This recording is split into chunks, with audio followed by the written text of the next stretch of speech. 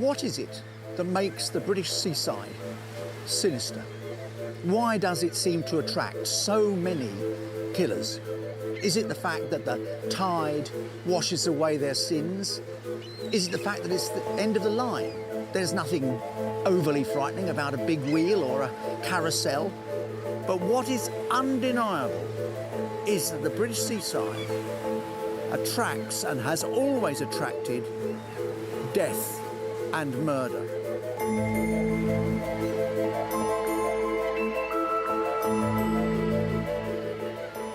My name is Geoffrey Wansell.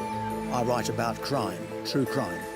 My opinions may be bold, but they've been formed by writing bestsellers about killers, real killers, for more than 30 years.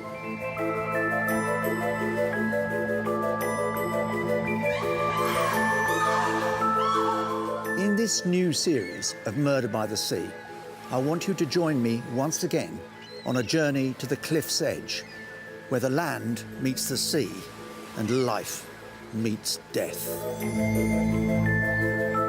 For make no mistake, on the surface, our seaside towns are all fun fairs, candy floss and breezy promenades. But dig a little deeper in the sand and you'll find an underworld of murder and mayhem.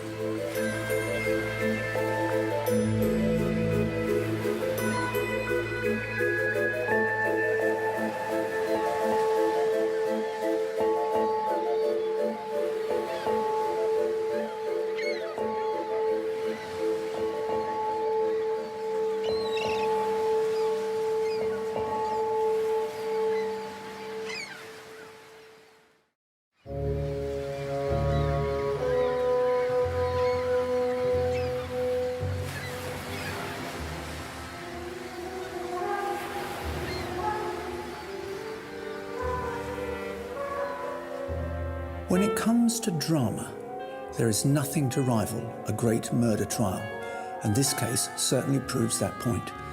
For the audiences were not queuing for tickets at the theatre. Instead, they were queuing for seats in the public gallery at the Old Bailey to watch the trial of an affable seaside doctor, John Bodkin Adams, for murder. Today, we are to deal with what was to become one of the greatest murder trials of the 20th century in Britain, a case that was notorious around the world. It involved a rather unprepossessing little man called Dr. John Bodkin Adams, and it took place in the sedate and affluent south coast seaside town of Eastbourne. The case of Bodkin Adams fascinates over the years. Dr. John Bodkin Adams was one of the most notorious medics of the 20th century. Adams wasn't convicted of murder, but my sense is that he was a killer and that he managed to evade justice.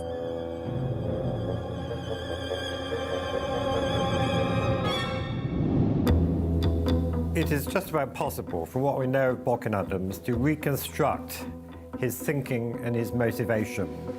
He came from a rather austere background in Northern Ireland. He had aspirations to become a doctor, which is clearly no bad thing, but it was almost a profession beyond his reach. He wasn't a particularly bright student and only just scraped a medical degree, and then had a very unsuccessful period as a houseman in a Bristol hospital, where he was most unwanted and most unloved. He was seen as unlikely to succeed in hospital medicine, and he was gently encouraged by his hospital consultants to seek a GP position, which is why he ended up at Eastbourne.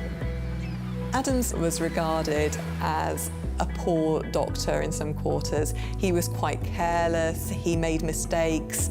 He did training in anaesthetics, but clearly wasn't very good at it. And on occasion, people would regain consciousness or conversely turn blue because he couldn't quite get it right. He was clearly a poor student when he was training to be a doctor and struggled. He was actually a junior hospital doctor at the Bristol Royal Infirmary, and his boss at the time was a Professor Short. And Professor Short, like Bodkin Adams, was a member of the Plymouth Brethren. And Professor Short saw that Bodkin Adams was out of his depth in hospital life, and he actually showed Bodkin Adams an advert which stated an opening in a practice of Christian general practitioners in Eastbourne. His ending up in Eastbourne was largely an accident, but it was undoubtedly attractive to him because he knew it was prosperous, he knew there would be retired people, there would be wealthy people. It was essentially a small, successful, prosperous town where he could get on well in local society. Eastbourne was a haven, as it is today, for wealthy people to retire to, and there's a very strong religious element in the town, and that clearly would have given him a leg up arriving in Eastbourne when he did. Dr Adams first arrived in Eastbourne in 1922 with his mother and cousin, and he began to practice as a GP at the heart of Eastbourne society. For the next 5 years, Bodkin Adams forged his career in Eastbourne, treating everyone. He was just 5'5" tall, weighed about 18 stone, and looked decidedly unthreatening.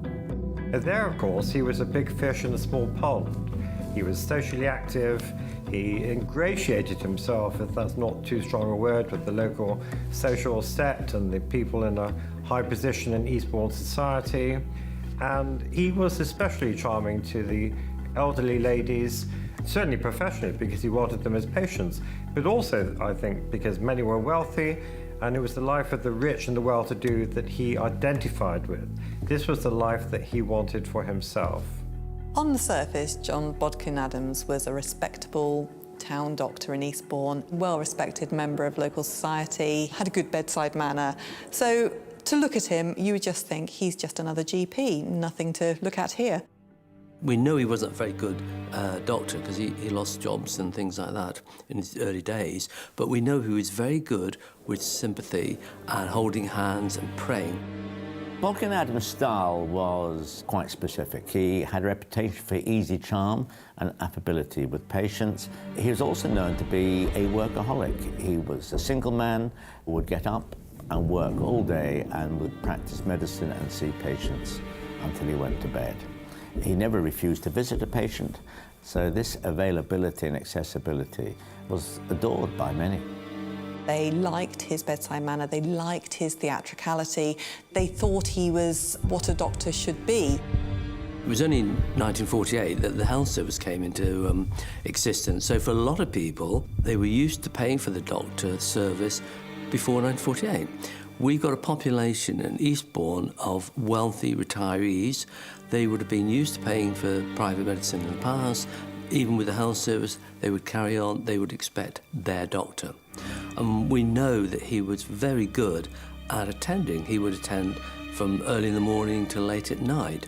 So we know that he was a perfect doctor for elderly patients. Half the time, I suspect, they're what we call the worried well. They're worried about being ill, but in fact are actually quite healthy. He would hold his patients' hands if they were in distress, particularly the elderly ones. With some elderly patients too, particularly the women, he would kneel down with them while they prayed. How many doctors today would have the time to kneel on the floor and pray with a patient? They wouldn't. So he's doing all the right things. He's giving them the sympathy they need. He's attending to all their aches and pains. They think he's wonderful. He was, to all intents and purposes, an extraordinarily good man. Certainly, he attracted ever-increasing loyalty among his patients in Eastbourne. So much so that in 1929, he borrowed £2,000, a considerable sum in those days, from one patient to buy an 18-room house called Kent Lodge. And he invited his mother, Ellen, and his cousin, Sarah, to join him. Why did he have to have such an elaborate house for a man, his mother and his sister? I mean, it was over the top. And I think that gives us some indication of what he was like. Adams had had a difficult start to his life, and I think he wanted to prove himself as a success. Therefore, he took steps to get the external trappings of that success without necessarily doing the work that was involved to get it legitimately. Bodkin Adams' father was a jeweller and a preacher for the Plymouth Brethren, and it's quite clear that Bodkin Adams had aspirations for a greater and more substantial lifestyle. And when he arrived in Eastbourne, he was attracted to those individuals with extravagant lifestyles, grand houses, and indeed Rolls Royces. The family of the patient who loaned him the money to buy Kent Lodge were dreadfully critical of him. One in particular described him as a real scrounger. He and his mother, and sometimes his cousin, would turn up at mealtimes uninvited and expect to be fed. So he had this massive house in Eastbourne that was far bigger than he needed. He had his widowed mother and a cousin living with him, so they must have been rattling around. I think there were 18 or 19 rooms in this house. So he ended up collecting things and using rooms as storage because he didn't need the space. He just wanted to show that he was rich enough and successful enough to have this amazing property. And the problem is that he didn't have the money to do it. He had to borrow money off a patient to purchase the house. So it was a house of cards, really. It was all based on trying to give the appearance of success that he didn't necessarily have, but he wanted people to see him as successful and to see him as a key part of society.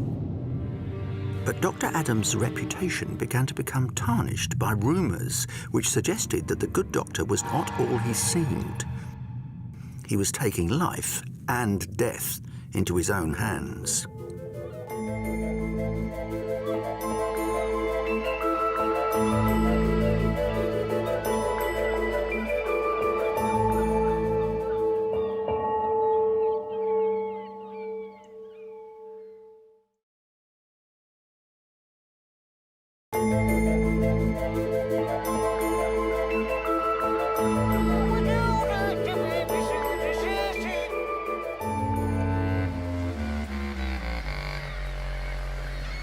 The activities of Society Dr. John Bodkin Adams had been the subject of much speculation for several years in the affluent seaside resort of Eastbourne, where he visited his elderly patients in his Rolls Royce.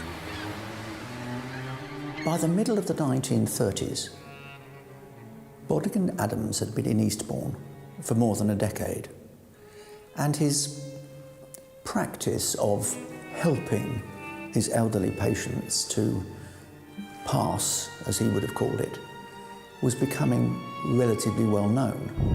He was known to prescribe barbiturates, and there were rumours in those tea rooms of Eastbourne that there seemed to be a higher death rate in his patients. Adams was clearly killing patients in the 1930s, and rumours and gossip started to go around about the amount of deaths that had occurred with no clear indication of what the patient had died from. Some of the other GPs in Eastbourne felt he was actually doing more than helping his patients. But that would only ever be a rumour. What was not a rumour was that in 1934 he inherited from a patient more than £7,000, an extraordinary sum in those days. It was to provoke gossip and rumour in the town. Rumours started to spread around town from the 1930s, so a good time before he was charged with any offence. In a small community where you get many people dying under the care of one single doctor, or where lots of people are leaving property or goods to that doctor, suspicions are going to grow. You know, this is not normal when you've got this spate of bequests, and there was clearly concern in Eastbourne about why he was getting so much and how come he was benefiting. We know that Bodkin Adams' house was large, cluttered. He accumulated many objects over his time as a doctor, but it was almost as if he accumulated them not to enjoy them. He retained lots of money that he'd been paid over years, but he chose not to spend it. His cellar was cluttered with car parts which were of no use to him. Rather worryingly, given what he was accused of doing later, Adams had an armoury in his house. He had an entire room that was devoted to various guns and pistols that he held legally. He had licences for them, but there's no evidence that he used them on a regular basis. I think in a basement room he also collected cameras, he had lots of darkroom equipment. So there's collections of things. There's signs of being a bit of a hoarder, a bit of a collector, but not actually using the things that he gets. There were also stories that he was so traumatised by World War II that he was actually collecting things that he might need in another World War. But that doesn't quite explain the kind of random things he had in his house, things that clearly weren't going to be very useful in the case of a war or a Holocaust. So there's clearly psychological issues there with what he chooses to keep and what he possesses, what he holds, and where he displays them. And again, it's this sense of buying things or accumulating things for the sake of it to give the impression of wealth. This chap was odd in the sense that he was 5'5" and 18 stones. So he was a barrel of a man, and maybe owning guns gave him some sense of, again, power and control, and that he could use that should anybody ever threaten him. Having said that, there's no evidence he ever used his guns, although he did used to go up to Scotland with the Lord Mayor and the Deputy Chief Constable. So maybe there is a connection between having handguns in the house and shooting holidays in Scotland. I see Adams as a bit of a kleptomaniac. Although he was accruing large amounts of wealth, he was also accruing things like car tyres, and quite a number of car tyres, which, when you think about it, how many tyres do you actually want for your vehicle? So it was weird things that he collected, and yes, I think there was a kleptomaniac within him. After his death in 1983, all sorts of valuables and cash were found in the basement of his house. It was a Pandora's box. He did have financial benefit, but that really was not his motive. His motive was social climbing. He accumulated small mementos of his deceased patients, I think, to remind him of his involvement with those patients. And he was greedy in the respect of seeking to benefit from a large number of bequests from his patients. So we know that he benefited from over 150 wills. He liked to have something which was theirs.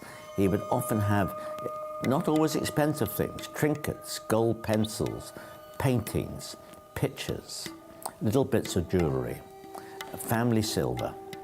It made him feel more important. It was the lifestyle of the great and good which he aspired to. By 1956, he was said to be the richest general practitioner in the country, wealthy beyond the dreams of anyone. He had assembled an extraordinary collection of wealthy and famous patients, including, for example, the 10th Duke of Devonshire. To say that John Bodkin Adams was well connected in Eastbourne would be a colossal understatement. He knew everyone, and what's more, he treated them. He was in such a position, both politically and financially, that he was able to dispel the rumours. He was actually personal friends with the local assistant chief of police and the chairman of the local magistrates. They went on holidays together. So everything that came forward was swept under the carpet. So if a junior police officer, for example, started to investigate, it would have quite quickly been pushed to one side. But what started as mere rumours behind closed doors became more serious in 1948, when one of Dr. Adams' very wealthy patients became ill.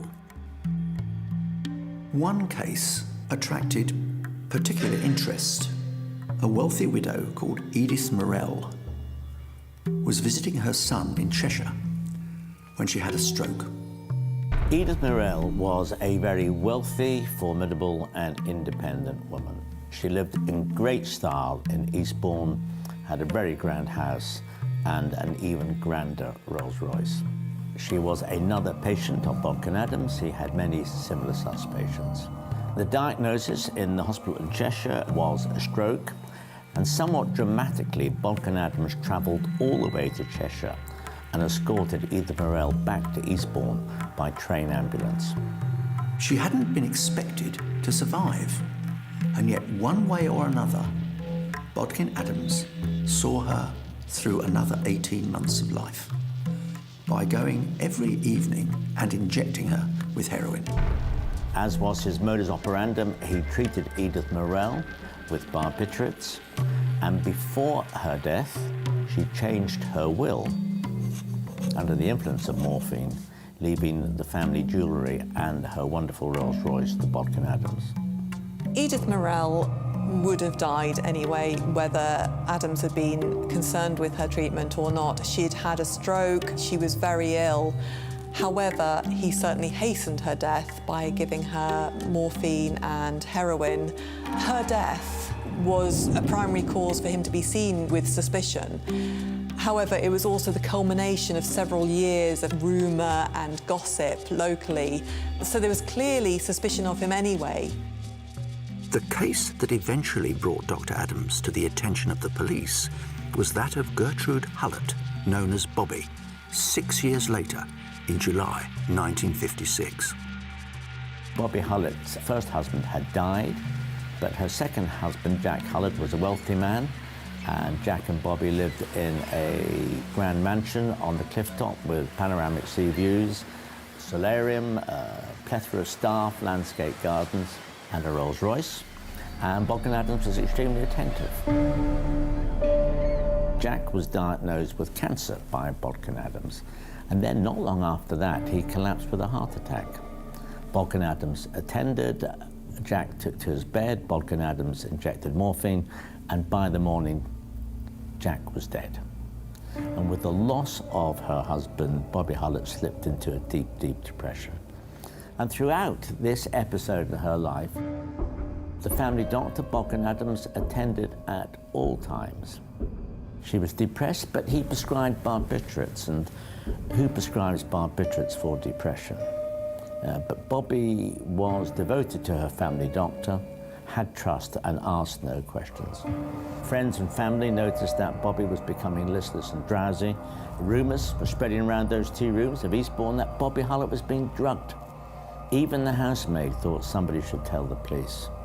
In spite of all this, the doctor's treatment continued. Barbiturate injections were given, life drained from Bobby Hullett, and she passed away at just the age of 50. Hullett had been in relatively good health, and yet she died. But she died in a very specific way. She had become addicted to barbiturates, and those barbiturates were provided to her by none other than Bodkin Adams. It was alleged that, in fact, Bodkin Adams had rendered her a drug addict, utterly dependent on him. Among her friends was a well-known music hall comedian and singer called Leslie Henson. Henson was astonished by his friend Hullett's death. Utterly unexpected, out of the blue, she'd hardly been ill. Leslie Henson was so suspicious about the death of his friend Gertrude that he reported it to the police. There were several reasons why suspicions were raised in the case of Bobby Hullett. Prior to Bobby Hullett's death, Bodkin Adams somewhat bizarrely telephoned the coroner and asked for a post-mortem. And the coroner said, "What is the time of death?" and was astounded to be told that the patient had not yet died. When Bodkin Adams rang the coroner, it may be wondered, was he perhaps getting sloppy? This sounds as if it's giving the game away. I think he was here overconfident, but also he was aware that there were rumours spreading around the streets of Eastbourne that he was involved in the deaths of too many elderly people. I think he wanted to get his defence in first. After the death of Bobby Hullett, Bodkin Adams then wrote a long, rambling letter justifying his treatment to the coroner. So the combination of this bizarre phone call and the bizarre letter greatly concerned the coroner, who referred the matter to the local chief of police, who then referred the matter to Scotland Yard. An investigation began, and Detective Superintendent Herbert Hannam was assigned to the case and arrived in Eastbourne to investigate Dr. Adams and the death of Gertrude Hullett.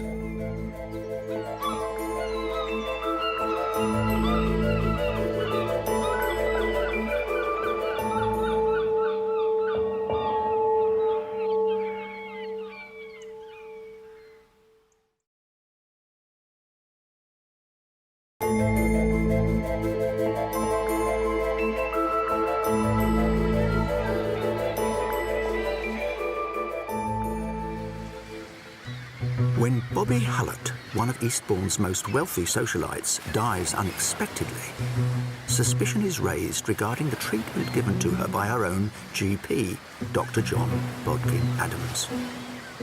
An investigation is launched by Scotland Yard, who dispatch one of their leading detectives to the town. Detective Superintendent Herbert Hannam clearly enjoyed his job. He interviewed relatives, neighbours, families, bank managers, lawyers, staff, and the local medical profession. Hannam decided to simply look at the period between 1946 and 1956, and he asked the Home Office pathologist if he would give him an opinion.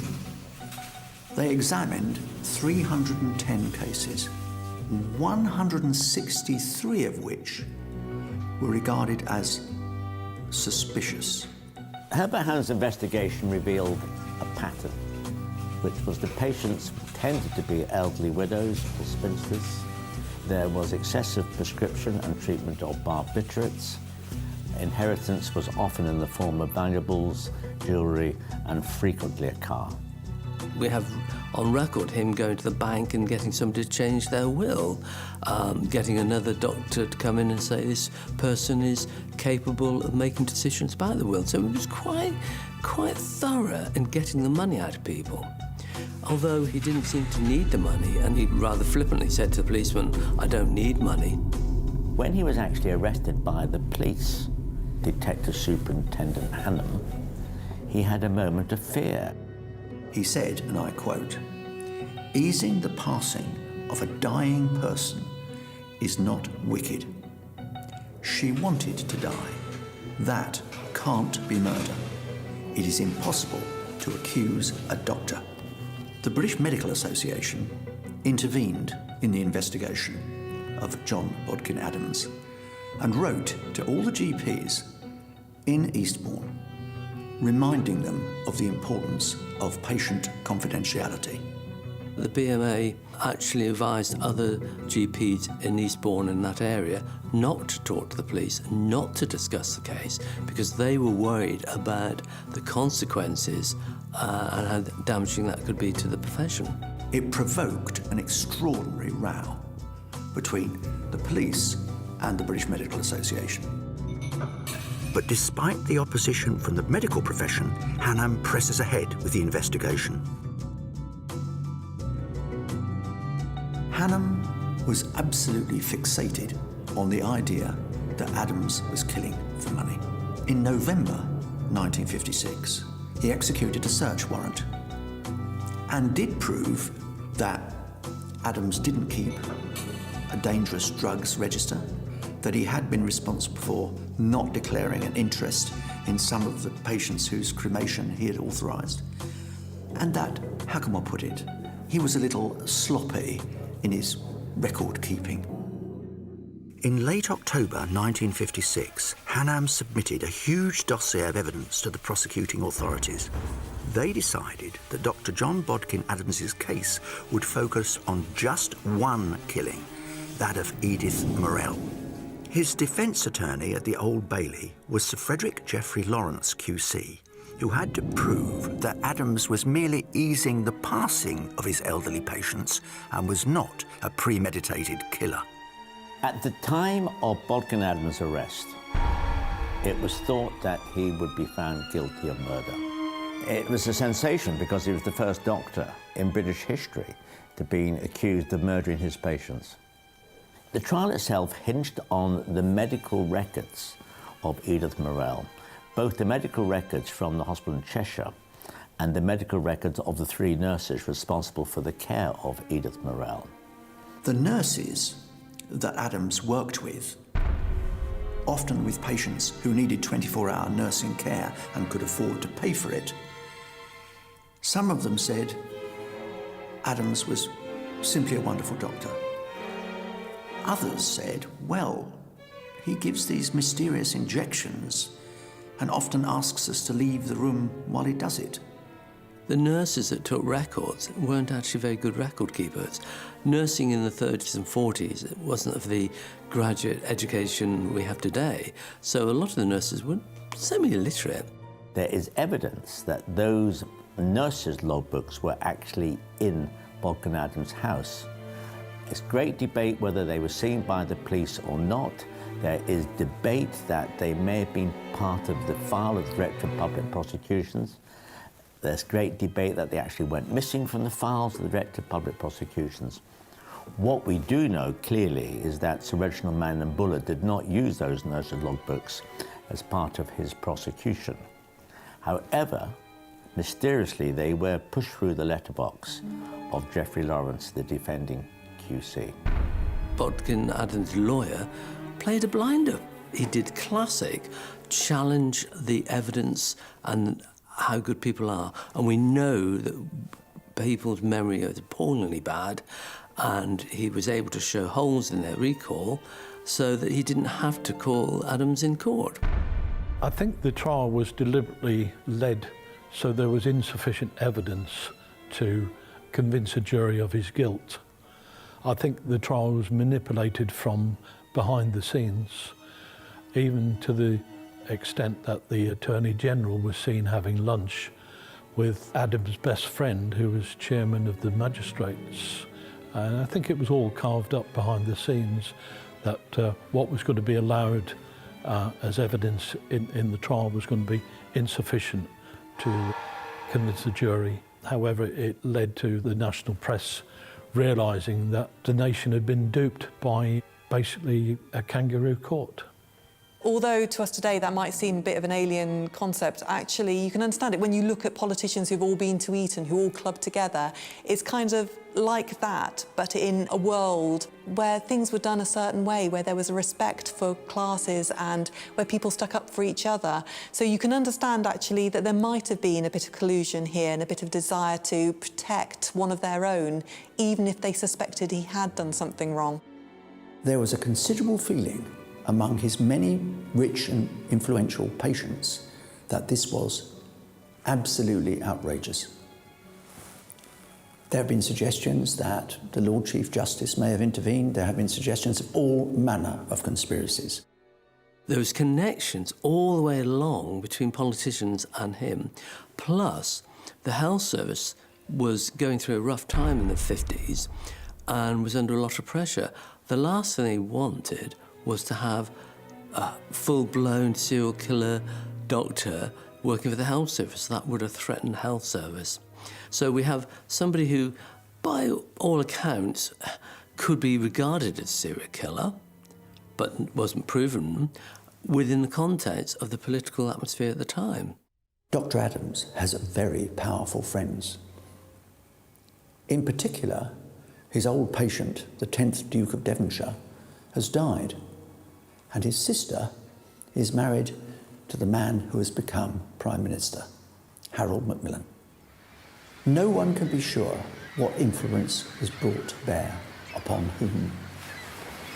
But what is abundantly clear is the case against Adams for murder was much more difficult to prove than some may have thought.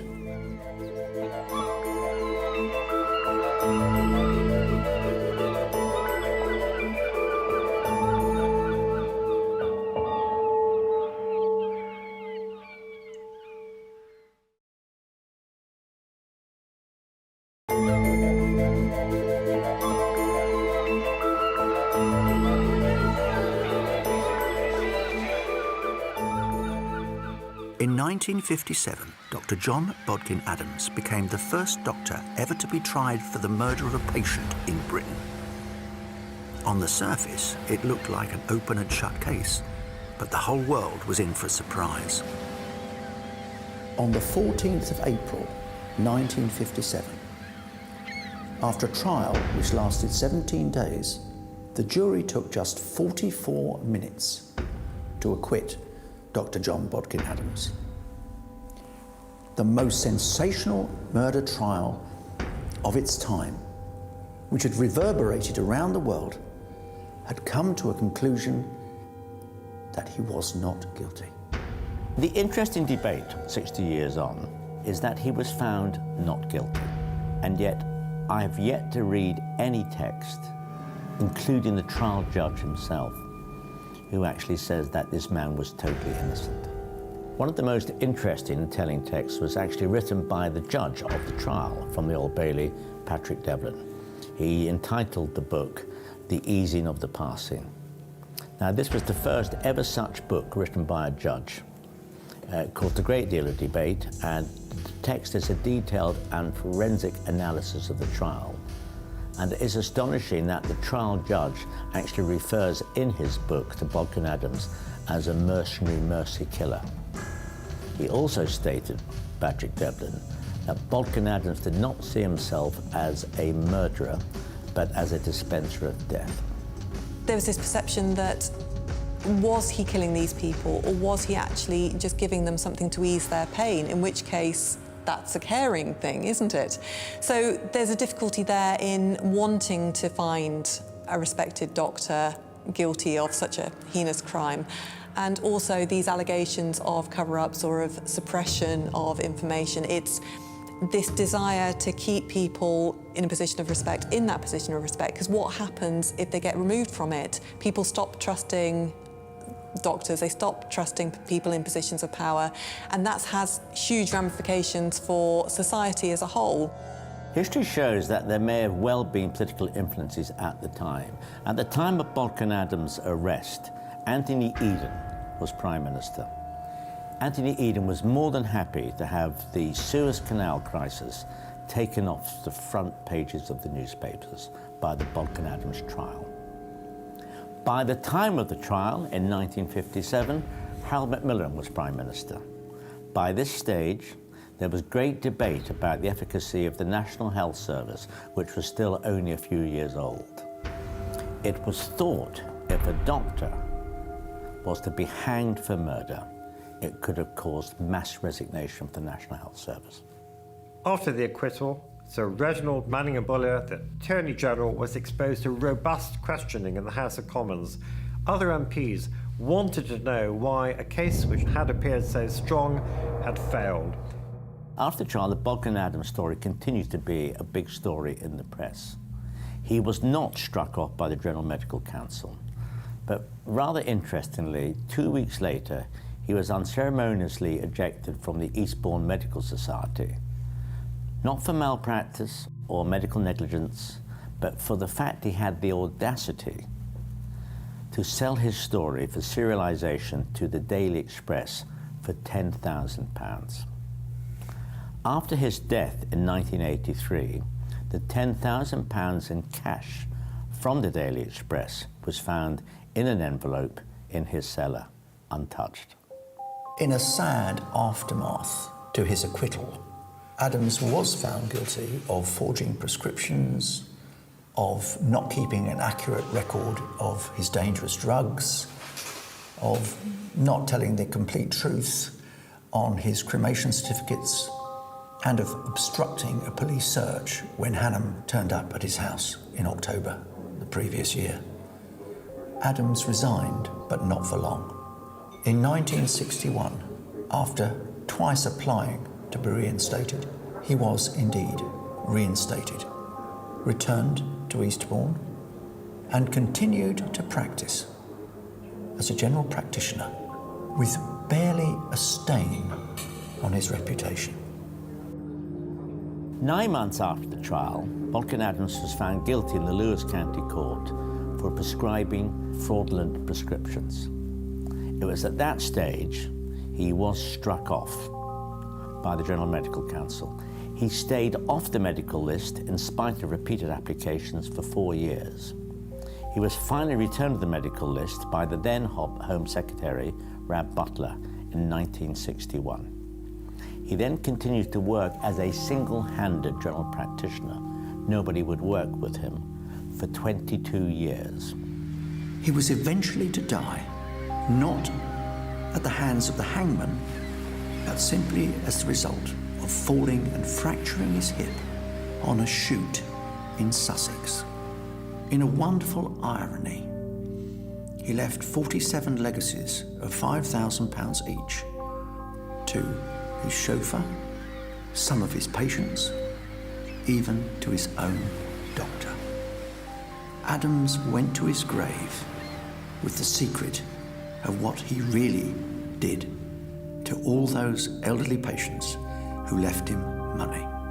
The victims in this case, and there were many, many victims, they've been largely forgotten. Adam's name is remembered.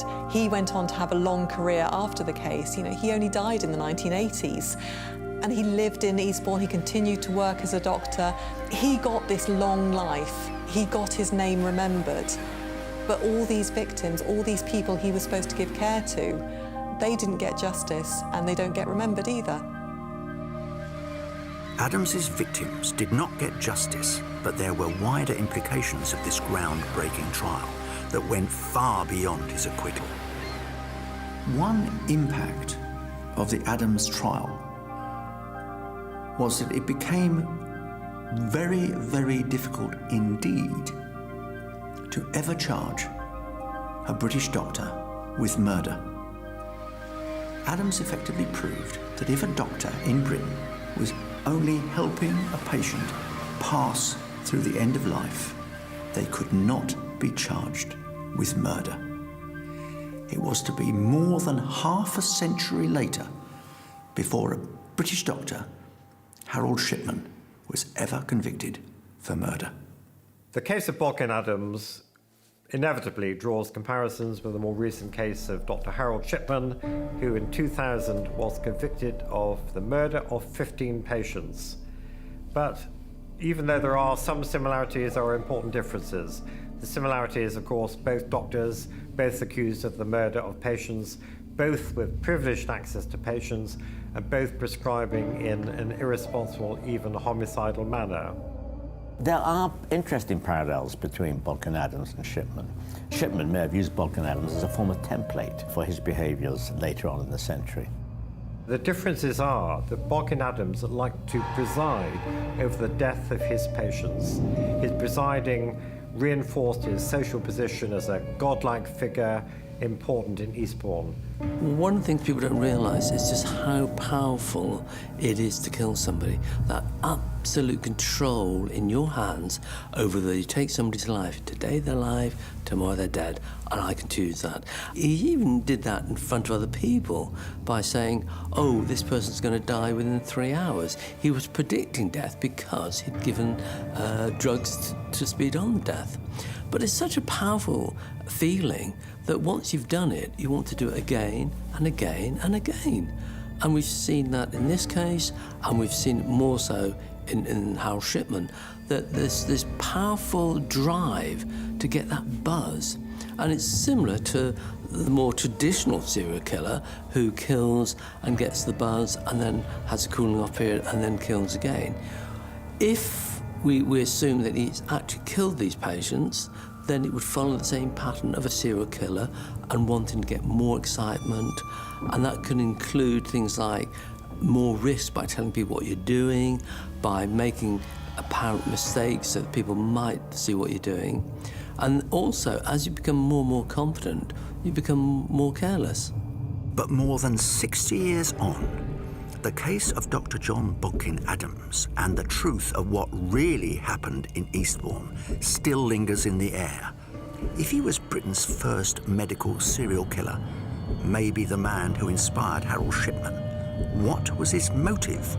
Adams is one of the most enigmatic and intriguing figures in 20th century British criminal history. Bodkin Adams was undoubtedly an atypical personality.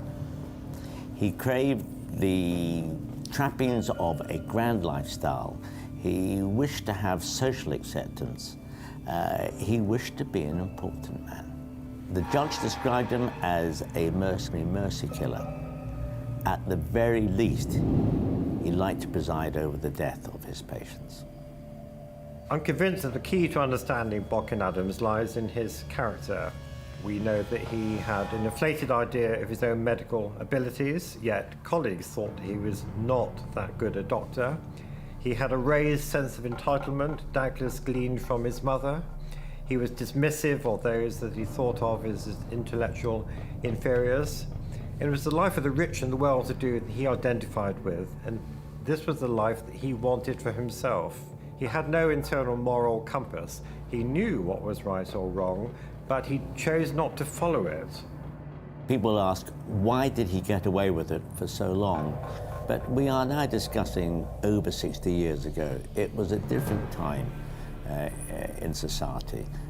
Doctors were placed on a pedestal, as were other professionals. People did not think that a doctor, a priest, school teacher, policeman would behave in such a manner. They were beyond suspicion. In the words of the judge at his trial, Dr. John Bodkin Adams was a mercenary mercy killer prepared to sell death to his elderly patients. But in the wake of his acquittal, he will forever be remembered as the man who got away with murder after murder for decades and escaped the gallows.